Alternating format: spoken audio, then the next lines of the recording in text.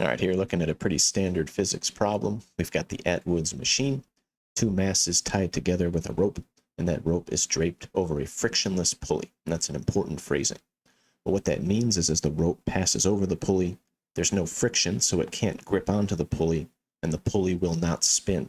So since the pulley is at rest, it will not factor into the acceleration of the system. Our focus should be on the two masses and the rope. When we release the system from rest, the red mass is heavier, it will next fall downward. So that's a downward acceleration. The blue mass also starts from rest. It's lighter. It will next move upward. That's an upward acceleration. But these masses are tied together with the same rope. They can only move as fast as each other. The rope will not snap. So we want to know conceptually that these masses have the same acceleration magnitude, and that's because they're tied together. So how are we going to find this acceleration value? Well, I don't see any kinematic information given, nothing about velocity or about time, so the kinematic equations won't help us here. Rather, we should focus on forces. I think there are two major ways you can go as we think about forces. It's about identifying your object. The first way is what many teachers ask their students to do, which is to group the two masses and the rope together as if they're one large object. This is certainly a way you can go. I would argue this to be the easier way to go mathematically, but I think this is harder conceptually. It's harder to get the force diagram right. It's harder to explain it. So if possible, we should steer away from this setup. Rather, let's treat this as two independent objects, the red mass and the blue mass. I think this is easier to understand conceptually. And although it will end up being a little harder mathematically, I think most students at this level are good at math, and so let's use those skills. Looking first at the red mass, I think there are two forces acting on it. An upward tension force, I'll call that Ft1. A downward gravitational force, I'll call that Fg1. And because of the downward acceleration for this mass, Fg1 is larger than Ft1. I'm stating it, I'm showing it with the lengths of these arrows. You might want to do the same if you're turning a problem like this in. Well, these forces are unbalanced, so that would mean we need a net force equation.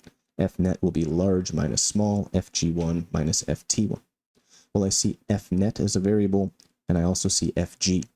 So looking at our formula sheet, we might want to use our weight equation and Newton's second law. I'm going to sub those in. So now I have ma equals mg minus Ft1. Here I'll get the numbers involved. 5 kilograms is the mass, and Earth's gravitational field strength G, 9.8. Here just removing units to make it look a little nicer, and rearranging for the tension force. Get that alone. Well, looking at this line, I see two unknown variables, Ft and A. So this by itself is unsolvable.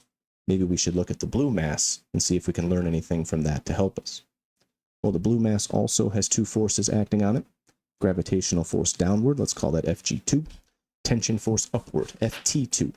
And because blue will accelerate upward, Ft2 now is the larger force.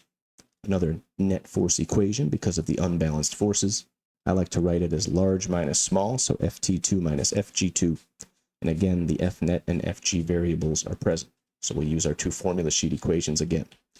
Here making those substitutions. Here getting the numbers involved for the blue mass, taking units away, and rearranging for the tension force variable. Again, the same problem though. Two unknown variables in this equation, Ft2 and A. So by itself, this equation is unsolvable. So what are we going to do about this? Well, something to consider is that these two tension forces, Ft1 and Ft2, they are provided by the same rope.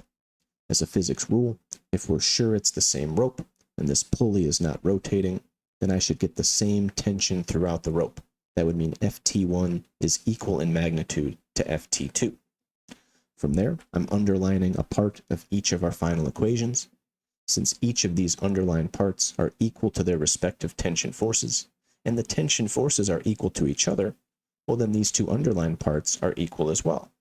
So this is like a system of equations. I've eliminated the tension force variable, and now I'm left only with the acceleration variable, and that's what we're solving for.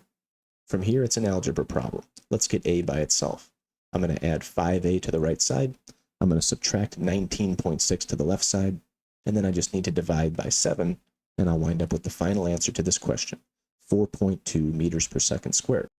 So there are multiple ways to solve this problem, but I would argue the two-object method is the easier one, as long as you're good at analyzing a system of equations.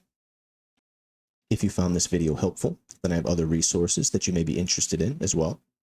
For more information, check out my website, shoot me an email, or follow me on X and Facebook. All of the links can be found in the video description.